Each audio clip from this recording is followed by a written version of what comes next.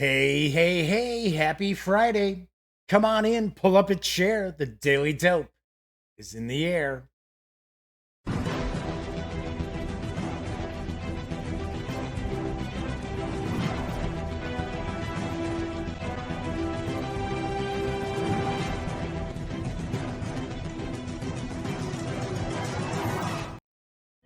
Howdy, howdy, howdy, gang. Yes, I'm Jeff McAleer, back once again as your host here at The Daily Dope, presented by thegaminggang.com, which I happen to be the Grand Poobah.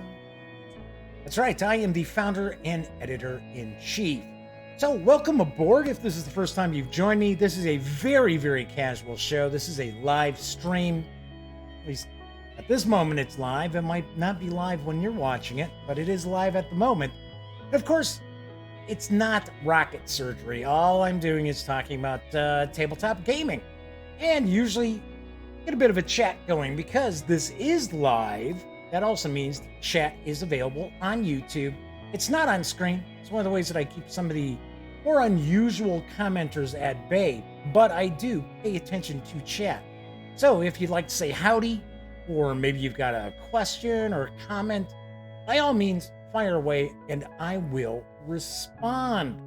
So tonight is Friday, December 6th. This is episode 405 of The Daily Dope. Of course, if you like the video, please give it a quick thumbs up. And if you have not, please subscribe to the channel. If you do subscribe, don't forget, ring that little bell, because it will not only notify you when the stream goes live, it'll also tell you when I upload my standalone videos, such as Wednesday's review of Crowbar, the Rangers at Point Du Hoc. So let's see here. So I know we had some people in chat. So what's going on was started the show, everything was fine. All of a sudden, people in chat were saying, hey, the live stream dropped, because I don't watch the actual live stream. I have my own like software that I can see what is streaming, but I don't take up the bandwidth by watching my own stream. Of course, as Pinky comes down here to complain, you'd think she was being tortured down here. We're not waterboarding you, Pinky. Relax.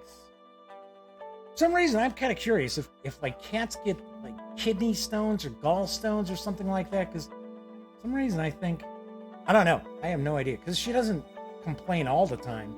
Seems like she always complains when she's going to have some water.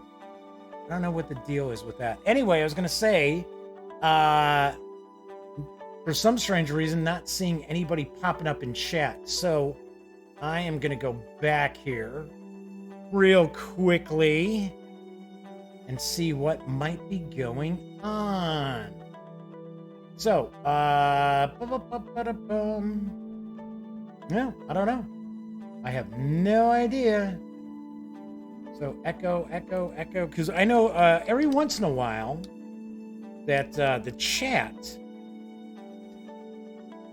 will not connect for some reason, or I think I'm connected. And well, there we go. Doug Roberts is popping in, so we're good. So we know we have a chat going on then. Because I was going to say, there's been times where there are people in chat, and my chat window showed nothing. So I thought, well, what's going on here? I guess nobody showed up to watch the show today. So I just do the show. And then the next day, I went to go make sure everything looked fine when it was done rendering, and I see all these people in chat. They're like, Jeff's ignoring us tonight. I was like, whoa, I wasn't ignoring anybody. I didn't know. I had no idea. So before we had the original Grognard, we had Kabuki Kid in here as well.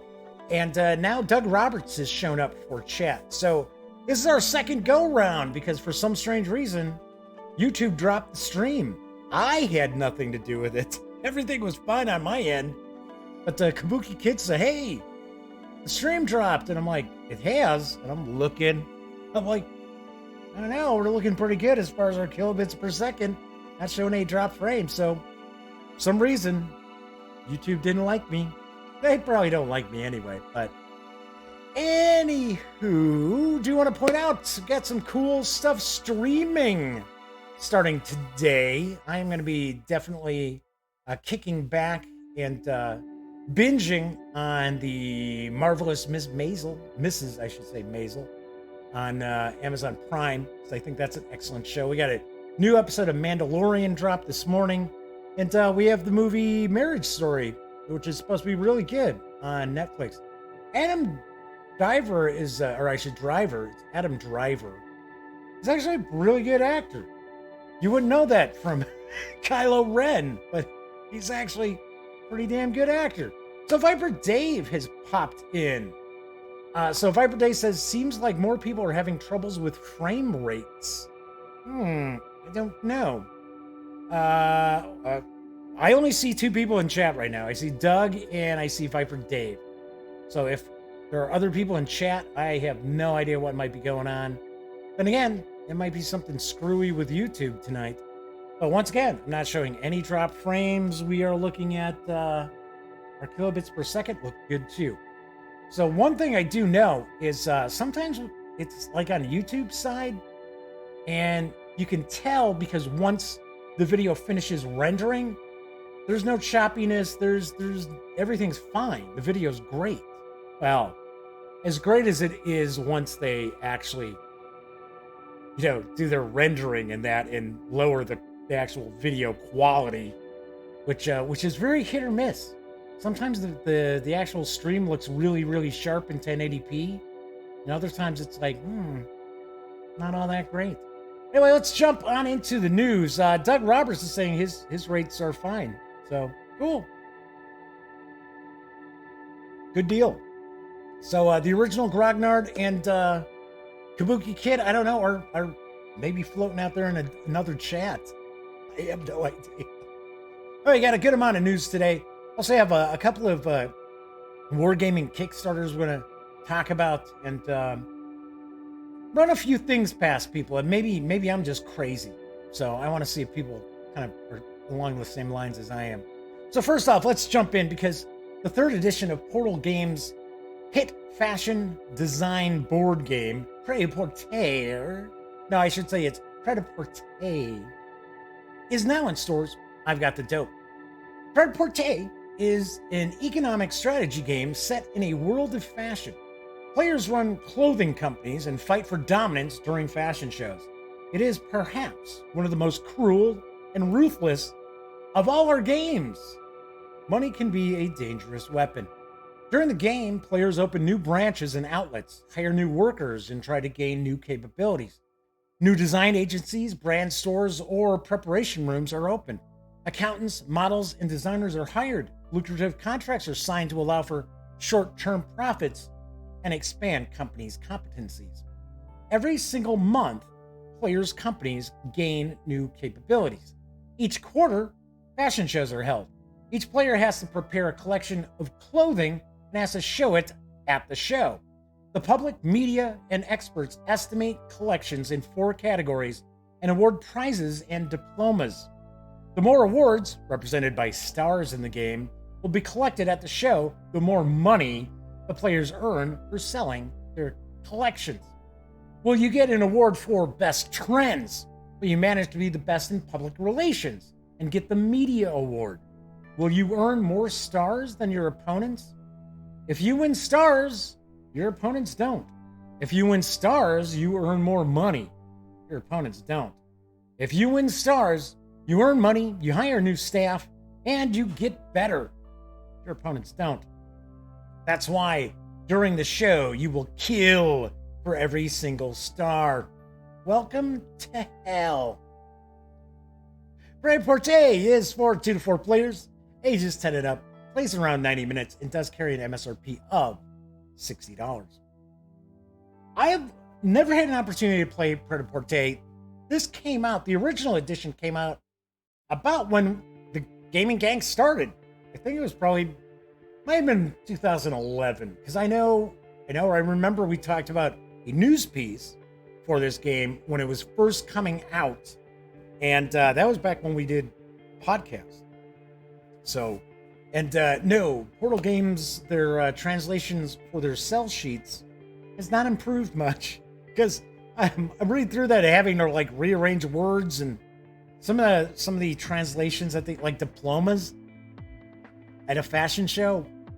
International fashion shows don't give out diplomas. So, anyway, but this always looks cool. This is supposed to be like a pretty heavy Euro. It's supposed to be really cutthroat, too. And I kind of dig that aspect. And one thing I always laugh, I always think to myself, I'd love to see, because I guess there's like fashion cards in the game.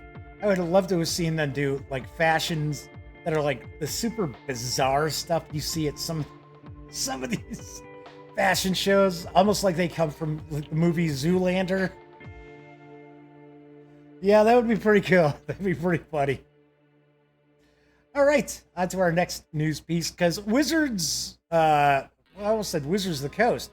WizKids has announced the newest addition to their Dungeons & Dragons premium pre-painted figure line. I got a little bit of dope about them, but more importantly, I've got images of them so we can take a look. Choosing some of the most popular figures from the highly detailed unpainted miniatures line, these beautifully pre-painted characters, monsters, and scenery, which I have not seen any scenery images from the Dungeons & Dragons universe, are certain to engage you as gamers. Just as they were in the successful first wave, these will be presented in the high-impact packaging displays that you come to expect from WizKids. The gorgeous miniatures will stand out in a clear and visible format, so you know exactly what you're getting. Yes, these are not blind draws or anything like that. You will know exactly what you're purchasing with the premium format pre-painted miniatures. These are slated for an April 2020 release. Each of these minis does carry an MSRP of $7.99. So let's, there wasn't really much news about these figures. I did have the images and I did get the pricing. I really like these minis. If this is the same kind of print job, although right now they're showing a druid, which I think that the leather and the skin tone are just a little too close. They should have been a little different. Should have gone with a maybe like a lighter leather or something like that, or even gone maybe with wood, because it's a druid, right? So, but yeah, there's some pop in these. I really like them. Plus, I figure, okay, they're pre-painted. I believe they are plastic, because I'm 99.9% positive that the unpainted deep cuts miniatures that WizKids does, those are plastic. I don't think they're resin, because they're not priced at resin figure prices. So at $7.99 for what is actually pretty damn good paint jobs, because there is some shading. Maybe you'd want to do a little bit of a wash on parts of the mini, but for $8, I mean, there's some unpainted minis out there that have a lot less detail than this that go for more than $7.99. So pretty sweet. I wanted to share those because I am a miniatures fan. I just I get to paint minis every once in a while. I got to paint miniatures for a weekend. Ooh, man, this is about 2 months ago. So I have a bunch of miniatures that are like in different states of painting. Yeah, hopefully I get a chance to maybe paint a little bit again before the new year. But then again, it is starting to get pretty chilly down here in the Duct Tape Studio, so maybe not. So I had mentioned there are a couple of wargaming Kickstarters. They are on what look to be opposite ends of the spectrum as far as securing funding. So first, here's the dope on 2GM Pacific from Draco Ideas. 2GM Pacific is a tabletop wargame that allows you to recreate epic battles between the United States and the Empire of Japan in the Pacific Ocean Theater of World War II. Just the Pacific Theater. I don't know why they called it the Pacific Ocean Theater. 2GM Pacific is a standalone expansion to the 2GM system, so you won't need previous editions of the game to play. All the components, the game board, rulebook, solo mode, art, and tokens have been revised and updated for this edition. It's a game for 1 to 4 players with a strong army building component. where cards represent military units and the various actions they can perform on the battlefield. Battles take place in turns until one of the players fulfills their victory conditions. Deploy units on a big game board and upgrade them during the battle with extra gear tokens. Generals will have to optimize the resources provided by their nations and take advantage of the terrain to defeat their enemies. The game includes a highly immersive campaign book with historical scenarios to recreate the entire Pacific War, defend the Philippines against a Japanese attack, fight at Guadalcanal, disembark at Tarawa, penetrate the jungle of Saipan, take back the Philippines, survive Iwo Jima, and fight gruesome battles at Okinawa. There is a Kickstarter video. It's a little more than 2 minutes. Let's kick back, take a quick peek, and see what you think.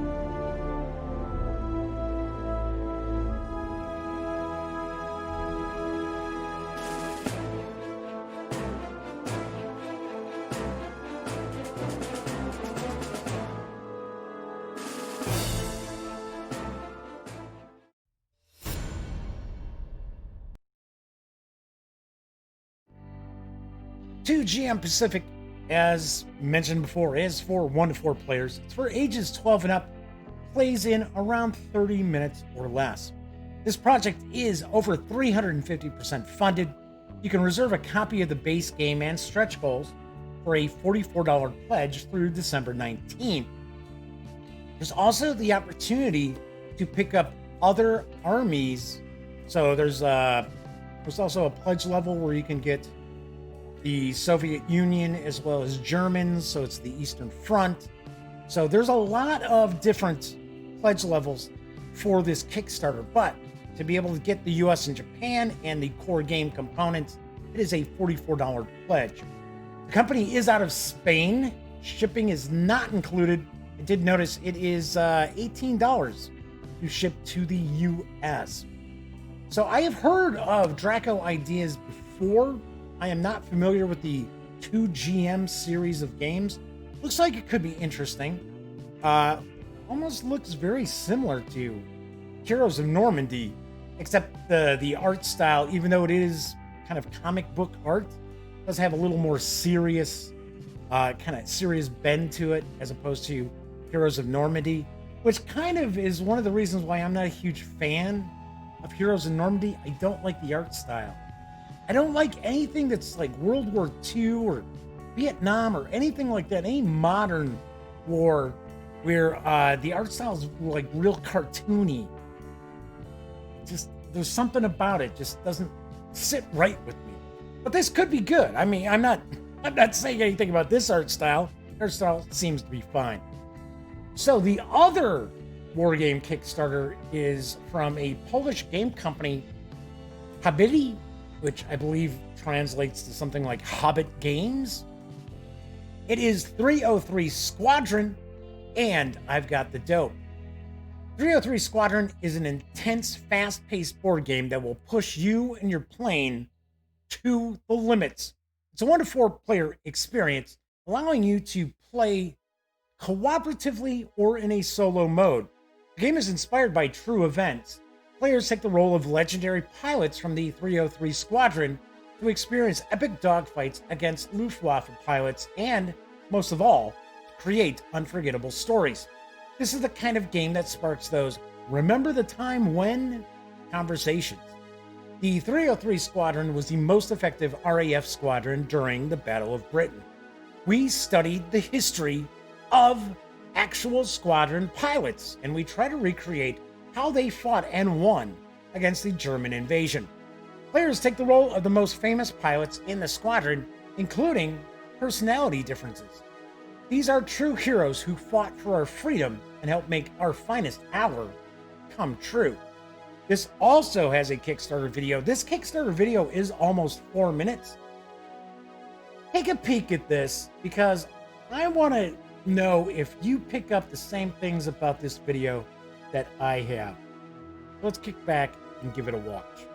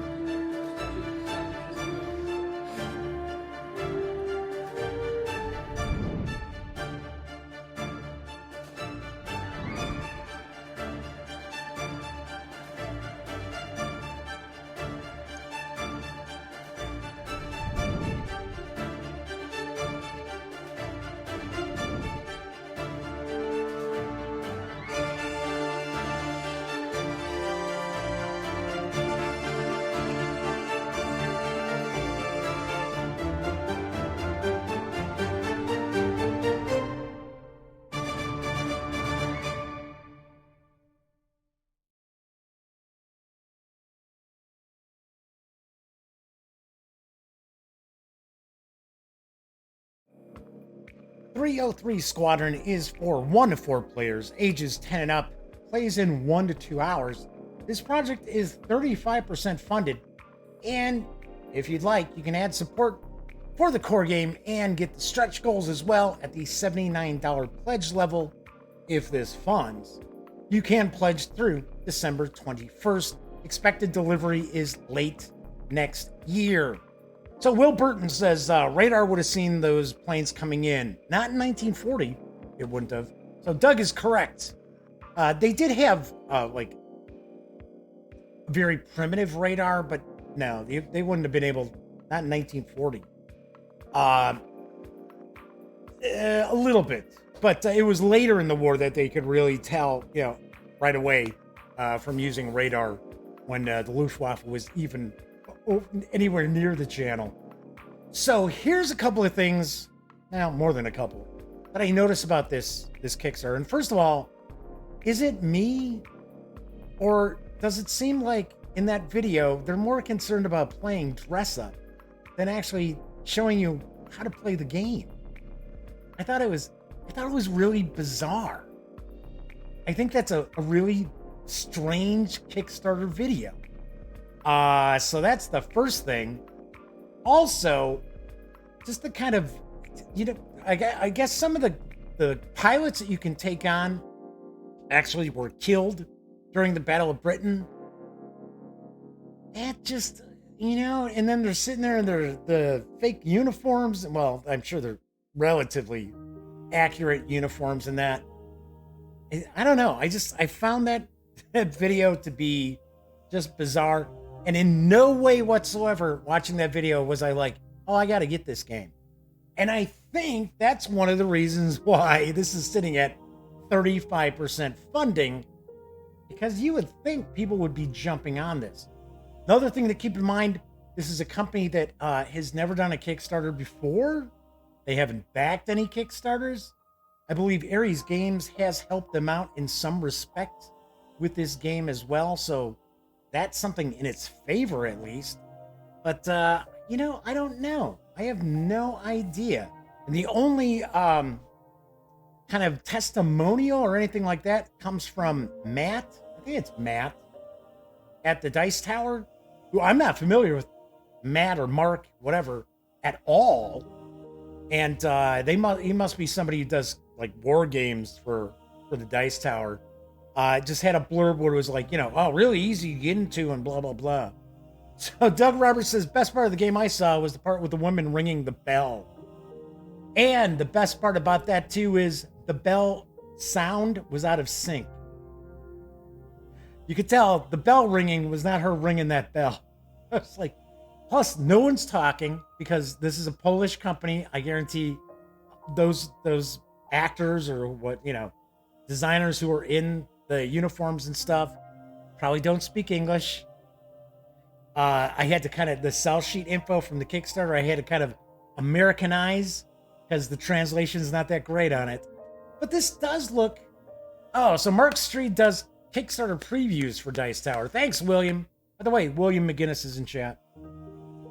Yeah, I've said it time and time again. I don't really pay attention to other outlets, so I don't really know. I mean, Moe's Game Table, I know what Moe's up to, and of course I know what Dan over at No Enemies Here is up to. I mean, other stuff. So, hey, a Gray Day is in chat too. Weird, I got an Ares email about this game. They are affiliated somehow, and I do have an impression that if this were to fund, that Ares Games will probably fulfill here in North America, like they do for Phalanx. They do Phalanx games, which of course are sold through Phalanx in the UK and in Europe, but they're just actually distributed by Ares here in North America. So I'm not saying this is a bad game or anything like that. I just think this is not a well presented Kickstarter, and that's one of the reasons why I think it's sitting at the 35%. Now, granted, this has only been out there for a few days, but like I said, this launched about the same time as that 2GM Pacific, and 2GM Pacific is 350% funded. At least that it was 350% this morning when I took a look. It might actually be higher than that. All right, let's move on into some role-playing news, because I did mention the 13th Age core book bundle of holding on the Wednesday show. So let me provide the dope on the other 13th Age bundle, which is available right now. Careful, hero! This 13th Age adventure bundle is the second of two offers, now in progress, featuring PDFs of the tabletop fantasy role-playing game 13th Age from Pelgrane Press. If you don't already have our resurrected December 2015 13th Age bundle with core rules and key supplements, obviously you'll start there. But if you do, return for this one, because there are all new adventures that add recent supplements to expand and enhance your own personal dragon empire. For just $14.95, you get all three recent supplements in this offer's starter collection, which have a retail value of $49 as PDFs, including the Book of Demons, the Book of Ages, and the newest collection of magical treasures, Loot Harder. If you pay more than this offer's threshold price of $28.21, you'll level up and also get the offer's entire bonus collection, worth an additional $58, with all three volumes of battle scenes, plus their full-color map folios, keyed to the 13 icons of the Dragon Empire, high magic and low cunning. Yeah, I like the low cunning part. The crown commands and fire and faith. This special offer does run what appears to be through December 31st. Of course, don't forget 10% of your payment after payment gateway fees will be donated to this offer's designated charity, the Human Rights Watch. Nice! Very nice. I always hear good things about 13th Age, but I have not actually had an opportunity to really kick back and check any of it out.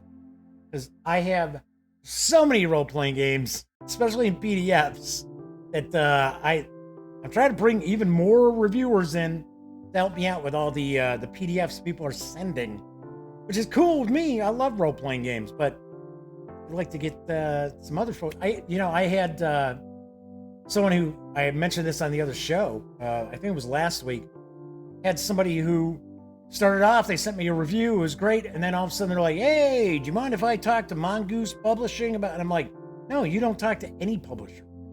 You're a contributor. It's like, you did one review for me and then you're going to ask publishers for products? I'm like, no, bye. Then I got a couple other reviewers who sent them off some stuff, PDFs to review, and now it's crickets. I haven't heard anything. So we will see, we will find out. But this is actually a really cool bundle of holding. Plus, of course, there is the other bundle of holding if you don't have all the core books, or the important core books for 13th Age. So let's move on to my final news piece, because there is a massive new science fiction RPG core book that has arrived from 23rd Century Productions.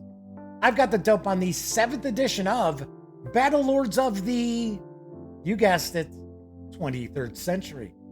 Battle Lords of the 23rd Century is a science fiction tabletop role-playing game where players can assume the role of mercenaries, misfits, soldiers, spies, pirates, and heroes adventuring in a war-torn universe.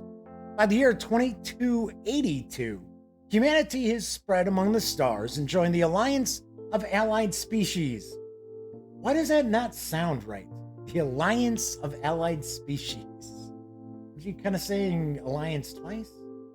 The Alliance is composed of over a dozen species who pool resources and technology to expand across the galaxies and defend themselves against the threat of galactic war with the hostile Aknarin. Kind of sounds a little bit like, I don't know, the Federation? The Aknarin, who are more commonly called the Arachnids, have destroyed worlds and decimated populations as they advance into Alliance territory. More recently, the Alliance has been faced with a new threat that is even more insidious than even the Arachnids. The shape-shifting nanite swarms of the, I believe it's Atlanteans, which are capable of devouring entire cities. Many member species of the Alliance have long-standing rivalries, conflicting agendas, and a few have even gone to war with each other in the past. However, each species brings something unique to the coalition, but all must overcome their bias in speciesism, wouldn't that be xenophobia? If they are to cooperatively achieve their goal of survival. In the midst of it all, the mega corporations run the show from behind the scenes and cash in on every chance they get. If you're not living in a colony town or some backwater world on the frontier, you're probably working for a megacorp on a long-term contract. They own and run nearly everything, including you, for as long as you're under a contract. Against the backdrop of war, you can take the fight to the arachnids as soldiers of the Galactic Armed Forces. Become a hired gun working as a corporate mercenary. Explore the universe, discovering new species and relics of past civilizations. Protect the bottom line of your company as you engage in corporate espionage, or research the hidden threat the Atlanteans pose to the Alliance, working as a spy. Maybe plunder is more your style. There's always room for another pirate out on the frontier. The possibilities are as limitless as the universe. Lock and load, Private. Bring your extra pulse mags and your sense of humor. You'll need both. The 548-page core book for Battlelords of the 23rd Century can be had for $25 over at Drive-Thru RPG. So I have to point out, this is the 7th edition of this role-playing game. It rings a bell, but I know basically nothing about this. I want to say, I think this is one of these role-playing games that started off with like a really small company, kind of like self-published sort of thing, and it's kind of bounced around over the years. I think this has been around for decades. I mean, we're not talking going back like Dungeons and Dragons white box. We're not talking like AD&D or anything like that. But I think this game has been around since the 90s. Because I do remember hearing Battlelords of the 23rd Century. So here's the funny thing. I was just on Drive-Thru RPG today, and 23rd Century Publishing sent me a copy of this PDF to review. I don't know these folks. It's just all of a sudden, there it was. I'm like, did somebody reach out to me about this? Because I don't think so. So it's cool. I'm going to get to take a peek at this. Actually, I'm probably going to have Sammy take a look at this. Because I know she really digs science fiction RPGs. And she did a really nice job with the Expanse role-playing game review, as well as the Alien RPG review. Which, hey, A Gray Day is popping out. First published in 1990. All right, cool. There we go. A Gray Day, does it, whatever information you're looking at, is it indicating what company it was from? So like I said, I don't think it was with like a major role-playing game company. I don't know. I mean, like I said, I have heard the title before, but I know outside of obviously the sell sheet information I just shared. But other than that, at 500 and some pages, I'm getting a feeling that this is probably a crunchy system. Optimus Design Systems. Huh. Okay. Yeah, they were. Must have been. Well, it's probably like, like Task Force. Well, no, I wouldn't even say Task Force Games. Task Force Games had a lot of different games. I was going to say SSDC Inc. from 1999 to 2017, and 23rd Century Productions LLC from 2017 till now. Yes, because I know this was Kickstarted. I know that for a fact because I pulled some images. Because sometimes when I run across stuff that I'm not overly familiar with, or I can't find like images for it, I'll look to see if there was a Kickstarter. And usually I can pull up some images that way. Because I hate when I'm talking about something new being like over at Drive-Thru RPG and all I have is the cover. So, speaking of Drive-Thru RPG, thank you so much to everybody out there who continues to use the banners over at thegaminggang.com to go visit Drive-Thru RPG, DM's Guild, Wargame Vault, so on and so forth, of the other One Bookshelf sites.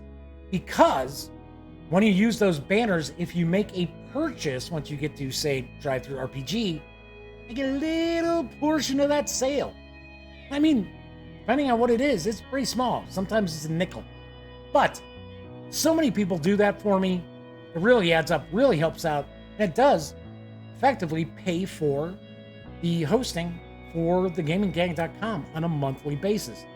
And I've said it time and time again. I don't have cheapo $3 a month GoDaddy hosting. Can't handle the traffic that we get over at thegaminggang.com with that kind of hosting. So, all right, so that is it for tonight's show. So, sorry about the weird hiccup to start off the show with. I have no idea. Like I said, it looked like YouTube actually dropped the stream. It wasn't on my end, so that was pretty weird.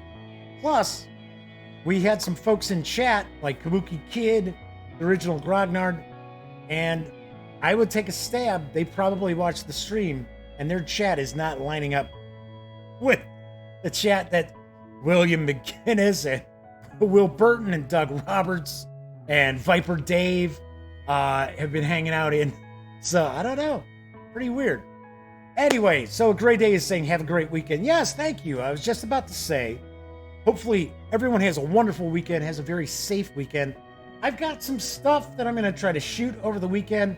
I am doing an afternoon and evening of gaming on Sunday with Cameron and Lexi, his girlfriend.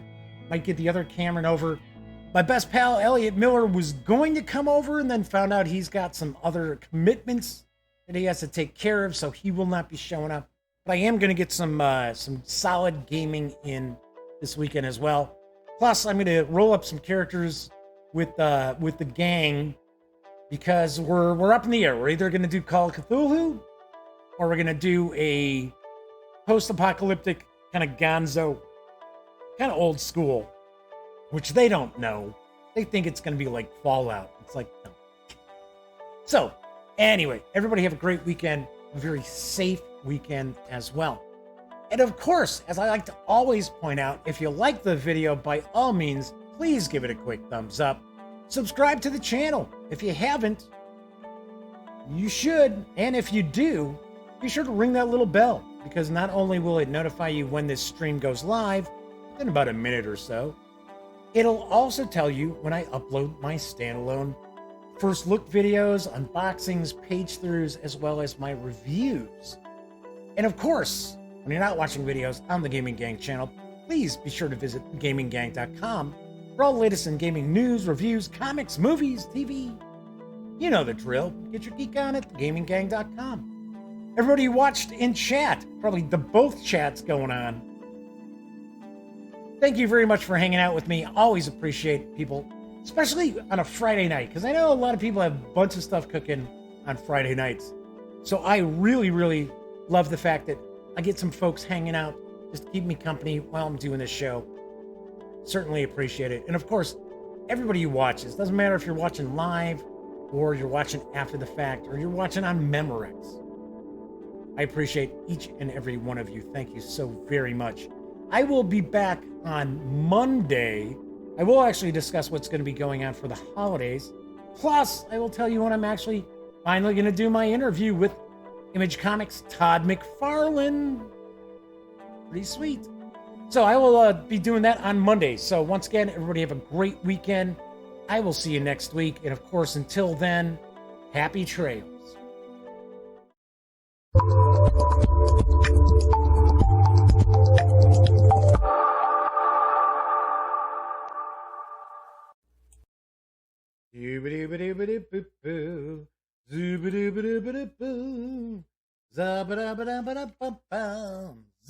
Whoa, hey. I didn't realize that you were still here. Well, if that's the case, then allow me to share the following information with you that I only have 20 seconds to do. So let's all take a deep breath.